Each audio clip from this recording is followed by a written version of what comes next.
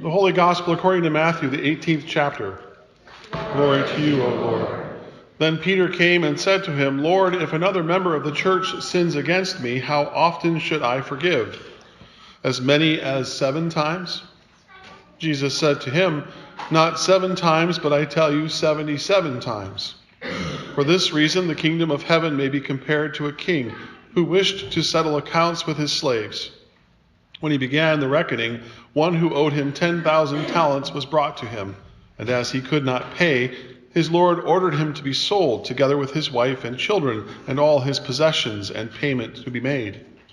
So the slave fell on his knees before him, saying, Have patience with me, and I will pay you everything. And out of pity for him, the lord of the slave released him and forgave him the debt. But that same slave, as he went out, came upon one of his fellow slaves who owed him 100 denarii. And seizing him by the throat, he said, Pay what you owe.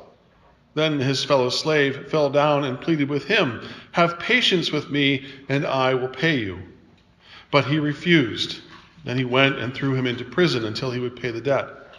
When his fellow slaves saw what had happened, they were greatly distressed, and they went and reported to their lord all that had taken place. Then his lord summoned him and said to him, You wicked slave, I forgave you all that debt because you pleaded with me. Should you not have had mercy on your fellow slave as I had mercy on you? And in anger his lord handed him over to be tortured until he would pay his entire debt.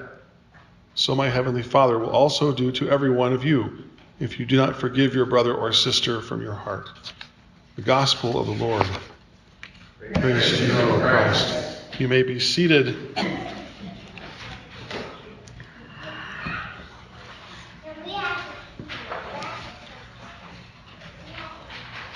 Over the course of time, there have been events which have shaped history and generations which followed.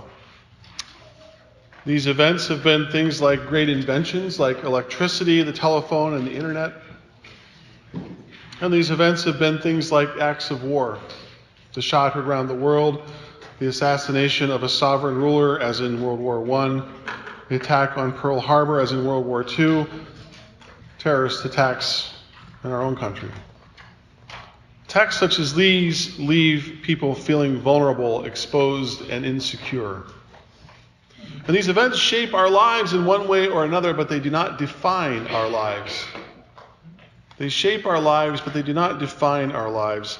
We think about where we were or how we felt.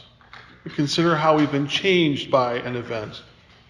But we are defined by the claim that is placed upon us in baptism, child of God.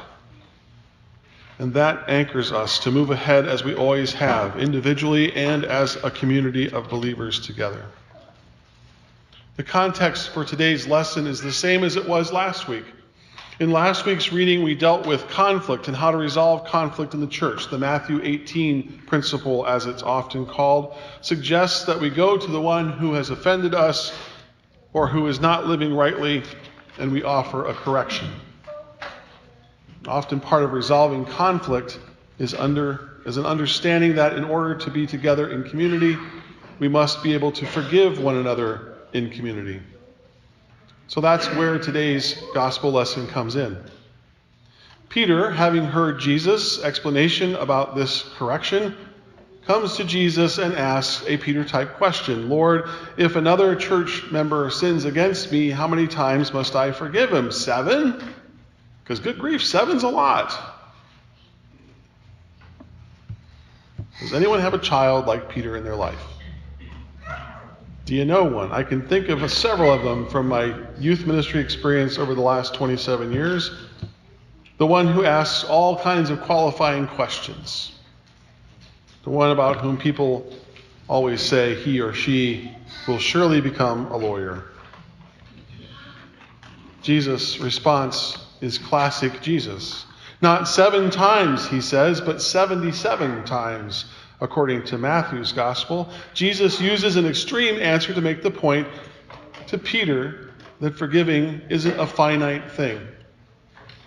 It is an always thing. Not a finite thing, but an always thing. And Jesus will expand on this answer to Peter by using another parable. It's important for us to understand that Jesus often uses hyperbole or exaggerated stories to make a point.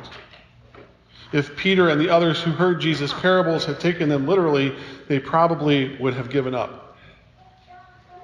If you and I were to read this parable literally, I would likely be thinking about a different line of work, and you might not be here. Because there would be nothing we could do to meet the expectations that are laid out for us. Not on our own. The point of this parable seems to be that the presence of a great gift is there, or in the presence of a great gift, there is extravagant forgiveness that can change lives. It became clear that even with the great gift of grace offered by the king, forgiving of a debt that would have taken some 150,000 years, according to at least one source, to repay, the unforgiving servant was unchanged by the king's forgiveness. He didn't change his life. He didn't go about seeking ways to pay it forward, the gift that he had received. Even the other servants who held the same esteem in the ruler's eyes were treated like thieves by this unforgiving servant. This message for us is about the depth of forgiveness God models and what followers of Christ are called to do and to be, always aware that we fall short and must rely on God's grace. That grace is not cheap and that grace is not without cost, so we dare not just throw up our hands and forget about even trying. We also need to remember that there is great value for us in our community of faith at Lord of Life when we embrace forgiveness as a way of life. The forgiveness Jesus addresses for you and for me today is a kind of forgiveness that is not individualistic, but instead about what it means for us to live in community, counting on each other to know what it feels like to be forgiven and to forgive. Living in a forgiving community then shapes how we live the rest of our lives.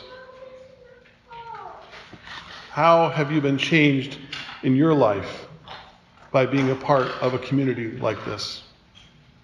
How have you been changed by the experience of forgiveness in your personal life? Have you ever been given a second chance when you know that you blew it? Did you think about grace in that moment? One quote I read this week said that if forgiveness hasn't changed you, you don't understand forgiveness. When we experience forgiveness in our community of faith, we learn to understand each other better. When we understand forgiveness together, we learn to give second chances to others, both in our community and in our lives outside the church. When we understand forgiveness, we find a peace in our lives that can only be explained by the Spirit's dwelling in us. When we understand forgiveness, we begin to change our world through love and kindness, seeds we plant in others when they see our responses to the challenges we face. When a friend or loved one dies, I too often hear, "I wish I would have spoken to her," or "I wish I would have forgiven him." It also happens in the wake of the death of a beloved family member. Brothers and sisters, aunts and uncles, children, often a death is a reminder to live and to forgive. Forgiving is not about what we do for someone else.